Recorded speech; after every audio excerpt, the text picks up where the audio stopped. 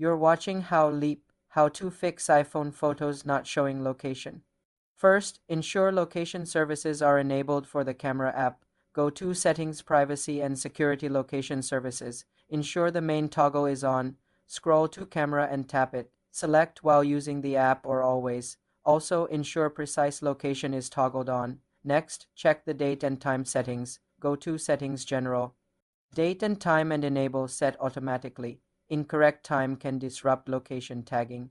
If photos already taken lack location, you can add it manually. Open the photo in the Photos app, swipe up or tap the info icon, then tap Adjust next to the location field. Enter the location. For future photos, ensure your iPhone has a GPS signal when taking pictures. Location data requires GPS, so taking photos indoors or with poor signal may not record it. Also check if you're in low power mode, as this can disable location services for some functions. Disable low power mode in Settings, Battery. Reset location and privacy settings. Go to Settings, General, Transfer.